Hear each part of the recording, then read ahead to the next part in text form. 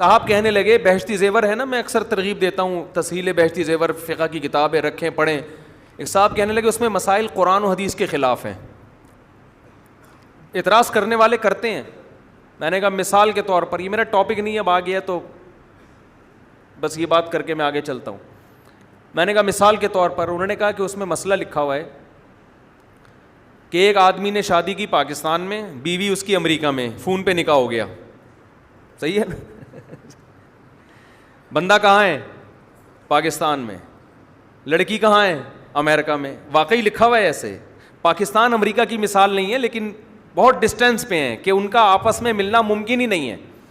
یہ پاکستان میں رہتا ہے، وہ امریکہ میں رہتے ہیں، نکاح ہو گیا، 1 سال کے بعد بچہ پیدا ہو گیا.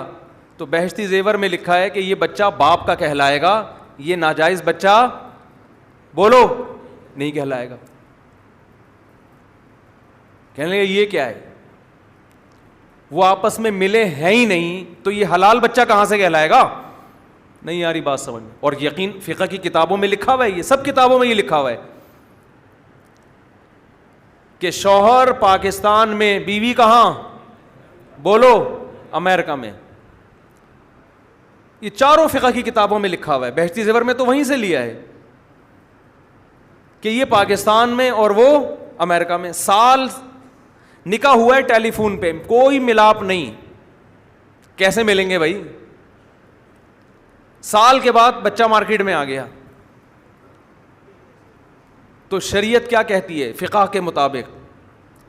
یہ باپ کون ہے؟ اس بچے کا باپ ہے. اس کو ناجائز کہنے کی آپ کو اجازت، بولتے کیوں نہیں؟ نہیں. ایک صاحب مجھ سے الجھ پڑے کہ یہ بہشتی زیور کا مسئلہ قرآن حدیث کے خلاف ہے. میں نے کہا کون سی حدیث کے خلاف ہے آپ یہ بتا دیں. کہنے لگے یہ ممکن ہی نہیں ہے عقلاً. میں نے کہا ابھی آپ کہہ رہے تھے یہ قرآن حدیث کے خلاف ہے، اب کہہ رہے ہیں کہ یہ کس کے خلاف ہے؟ عقل کے. ایک بات پہ ٹکو. باطل کی عادت یہ ہوتی ہے کبھی ایک دعوے پہ وہ ٹکتا نہیں ہے.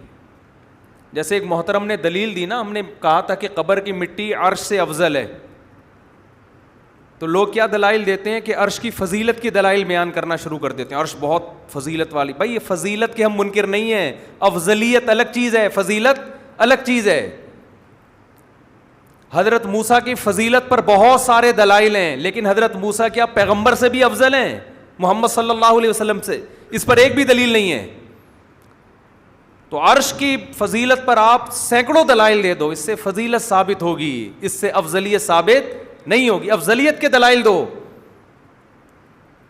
ٹکتے ہی نہیں ہے نا کسی ایک بات. کہتے ہیں عرش اللہ کی ذات سے ٹچ ہوتا ہے، یہی ثابت کر دو کہ ٹچ ہوتا ہے. ٹھیک ہے. عرش اور اللہ کی ذات، اللہ عرش پر ہے، کما هو لائق بشانہ، کیسے ہے یہ ہم نہیں جانتے.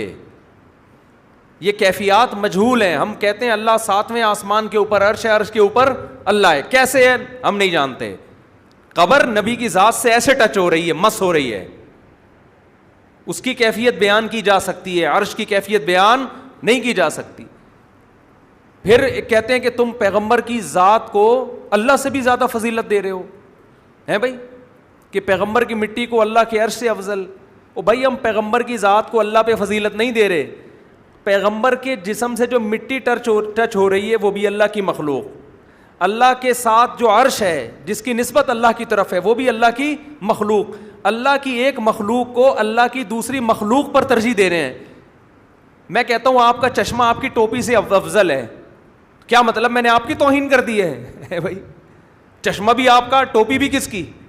تو قبر کی مٹی بھی اللہ کی مخلوق، عرش بھی کس کی مخلوق ہے؟ اللہ کی.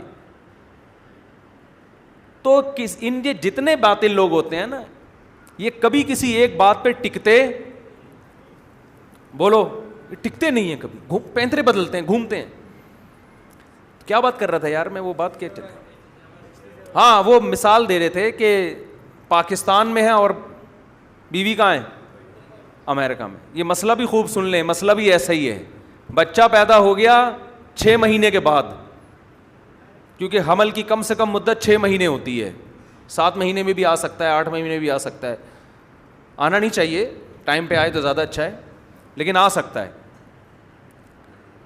تو وہ بچہ فقہ کی تمام اسلامک لا کی تمام کتابیں جو 1300 سال پہلے مرتب ہوئی ہیں قرآن حدیث کی روشنی میں، وہ چاروں فقہ کیا کہتے ہیں کہ بچہ کیا کہلائے گا؟ حلال. اس کو آپ زانی بولو نہیں کہہ سکتے، کیونکہ ان لوگوں نے فقہ پڑھا ہی نہیں ہے نا. ان کو دلائل کا کیا پتہ، ان کو بس نمبر یاد ہوتے ہیں، بس وہ بھی یاد نہیں ہوتے، دیکھے ہوئے ہوتے ہیں، اور ان میں بھی عربی نہیں آتی، اردو ترجمے آتے ہیں، پھر مجتہد بنے ہوتے ہیں. تو میں نے ان سے کہا، میں نے کہا کون سی آیت کے خلاف ہے یہ مسئلہ؟ کہہ رہے ہیں یہ ممکن ہی نہیں ہے. میں نے کہا ممکن نہ ہونا عقل کے خلاف ہوتا ہے، قرآن حدیث کے خلاف نہیں ہوتا. قرآن کی کون سی آیت؟ میں نے کہا ہم کہتے ہیں آپ بتاؤ یہ مسئلہ کہاں سے نکالا؟ یہ مسئلہ حدیث سے نکالا ہے. الولد للفراش، بخاری مسلم کی حدیث ہے، بچہ اس کا ہے جس کے بستر پہ پیدا ہوگا. یہ بستر کنایا ہے بیوی سے. نبی صلی اللہ علیہ وسلم نے فرمایا بچہ اس کا ہے جس کے بستر پہ پیدا ہو. وللعاہر الحجر، حجر بھی ہے ہجر بھی، ہجر زیادہ بہتر ہے. اور جو زانی ہے وہ محروم ہوگا، اس کو بچے کی نسبت اس کی طرف نہیں ہوگی. جس کے بستر پہ پیدا ہوا اس کا ہے. یہاں بستر یہ کنایا ہے کہ جس کے بیوی کے ہاں پیدا ہو، اس لیے کہ بیوی آپ کی ہو، بستر کسی اور کا ہو تو بھی بچہ آپ کا کہلاتا ہے نا. نہیں آئی بات سمجھ میں؟ ارے ہسپتال کا بستر آپ کا بستر ہوتا ہے جہاں بچے پیدا ہو رہے ہیں. ہسپتال میں جو بچے پیدا ہوتے ہیں وہ آپ کا بستر تھوڑی ہوتا ہے، وہ تو آپ نے ہسپتال والوں سے رینٹ پہ لیا ہوا ہے. لیکن بچے پھر بھی آپ کے کہلائیں گے کہ نہیں کہلائیں گے؟ وجہ اس کی ہے کہ جس کے جو جنم دے رہی ہے وہ بیوی آپ کی ہے. تو یہاں فراش سے مراد فقہا کہتے ہیں کیا ہے؟ بیوی. جس کے بیوی کے ہاں بچہ پیدا ہوگا تو نبی نے فرمایا وہ اس کے ہوگا جس کی بیوی ہے. نہیں آئی بات سمجھ میں؟ جس عورت کے ہاں بچہ پیدا ہوگا تو وہ بچہ اس کا کہلائے گا، یہ عورت جس کی بیوی ہے. زانی کو بچہ اس کی طرف نسبت ہی نہیں ہوگی. اب سوال پیدا ہوتا ہے کہ یہ تو پاسبل ہی نہیں ہے. اسلامی لا ہے، یہ قانون ہے. بعض قانون بنائے جاتے ہیں فتنہ پرستی کو روکنے کے لیے، کیونکہ میاں بیوی میں کوئی بھی بیٹھ کے یہ دیکھ نہیں رہا ہوتا کہ یہ آپس میں مل بھی رہے ہیں کہ نہیں مل رہے ہیں. شادی کے بعد بھی تو اس کا امکان ہے نا کہ بیوی آپ کی ہو، خدا نخواستہ بچہ کسی اور سے پیدا ہو رہا ہو، وہاں انگلی اٹھانے کی اجازت ہے؟ بولو بھائی. آپ کے ہاں بچہ پیدا ہوا، گھنگریالے بال ہیں، آپ کے خاندان میں سب کے صدیوں سے سلکی بال چلے آ رہے ہیں. آپ کے بچہ، آپ بھی گورے چٹے، بیوی بھی گوری چٹی، بچہ اندھیرے میں نظر ہی نہیں آ رہا، اتنا بلیک. کیا آپ یہ کہہ سکتے ہو میرا نہیں ہے؟ بولتے کیوں نہیں؟ اسلام نے ان تمام چیزوں کا دروازہ بولو بند. میاں بیوی ہیں تو بچہ کس کا ہے؟ میاں بیوی کا ہے، بس دیٹس آل. یہ لا ہے، چاہے عقل میں آئے نہ آئے، تاکہ یہ جو نسب پہ انگلیاں اٹھانے کا دروازہ ہمیشہ کے لیے بند ہو جائے. ہاں اس کی اجازت شوہر کو ہے کہ وہ نفی کرے کہ میرا نہیں ہے. شوہر کہہ سکتا ہے. میں سمجھا پا رہا ہوں اپنی بات؟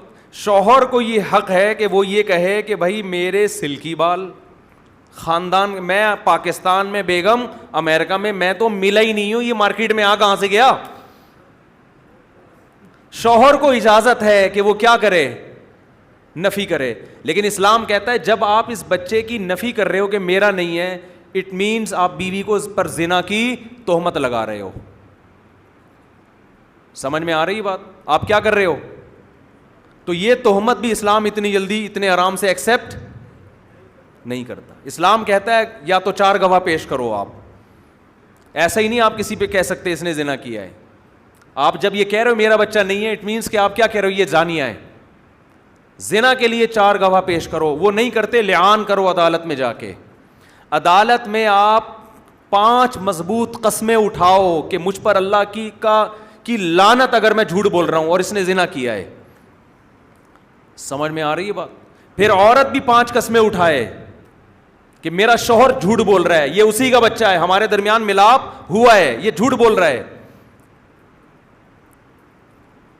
اس کے بغیر آپ بچے کی نفی نہیں کر سکتے. عورت اگر اقرار کر لے کہ ہاں میرا نہیں ہے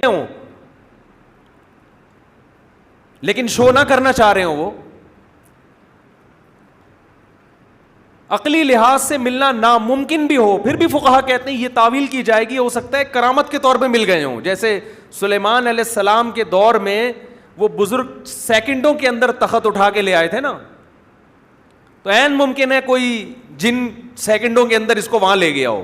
اگرچہ لوگ یہ باتیں سن کے ہنستے ہیں، لیکن اگر قرآن و سنت کو فالو کرنا ہے تو قرآن و سنت آپ کو ایسے موقع پہ تعویلات کرنے کا حکم دیتا ہے. اسلام کہتا ہے یہ رائٹ صرف ہسبینڈ کا ہے کہ وہ کہے کہ میرا نہیں ہے، اور اسلام کہتا ہے ایسے آرام سے ہم مانیں گے نہیں کہ تمہارا نہیں ہے، تمہارے باپ کو بھی ماننا پڑے گا. نفی کی اس کا مطلب تم اس کو بیوی کو زانیہ کہہ رہے ہو. زانی کا الزام لگانے کے لیے کورٹ میں جانا پڑے گا، عدالت میں 4 گواہ پیش کرنے پڑیں گے، نہیں پیش کر سکتے 4 قسمیں اور 5ویں قسم اٹھانی پڑے گی. اس کے بعد بچے کی تم سے نفی ہوگی. بیوی اگر اقرار کر لیتی ہے تو بچہ اس کے حوالے کیا جائے گا، اور بیوی بھی اگر کہتی ہے میں نے زنا کیا تو اس کو رجم کر کے پتھروں سے مار کے ہلاک کیا جائے گا. اس پروسیس کے بغیر یہ کہنا کہ یہ میرا بچہ نہیں ہے، یہ اسلام میں ممکن نہیں ہے. سمجھتے ہو کہ نہیں سمجھتے؟ اس سے اسلام نے یہ تردد کے اور شک کے تمام دروازے بند کر دیے. صحابہ کے دور میں ایسا ہوا، بچہ پیدا ہوا، اب صحابی کو شک ہو رہا ہے اس کے بال گھونگھریالے ہیں، میرے تو کوئی بھئی قدرتی طور پہ ہو سکتا ہے. ایک صحابی آئے، نبی سے عرض کیا یا رسول اللہ میرے بچہ کے بال جو ہے نا کرو ہیں، کوئی اس طرح کی روایت، پورے الفاظ مجھے یاد نہیں، تو میں تو ایسا نہیں ہوں، نہ میرے والد ایسے. آپ نے فرمایا تم دیکھتے نہیں اونٹوں میں ابلک اونٹ بھی پیدا ہو جاتے ہیں چتکبرے، حالانکہ نہ اس کے باپ میں ہوتا ہے نہ ماں میں. تو وہ کہتے ہیں یا رسول اللہ ہو سکتا ہے کوئی پہلے 8-10 پشتوں پیچھے کوئی اونٹ ہو، اس کا کلر آ گیا ہو. فرمایا یہاں بھی یہ ممکن ہے. سمجھتے ہیں؟ لعلہ عرق نزعہا، کوئی رگ کھنچ گئی ہو پچھلی نسل میں، یہ ممکن ہے. آپ کے صدیوں جدی پشتی باپ دادا میں کسی کا افریقہ سے تعلق ہو، اسپرنگ والے بال ہو ان کے، کوئی نسل کھنچ کے آ گئی ہو، تو اسلام نے یہ دروازہ کیا کر دیا؟ بولو بند. لیکن جس نے پراپر طریقے سے اسلامک لا پڑھا نہیں ہوتا وہ کیڑا ہی نکالتا رہے گا بیٹھ کے، یہ حدیث کے خلاف، یہ قرآن کے خلاف، یہ حدیث کے خلاف.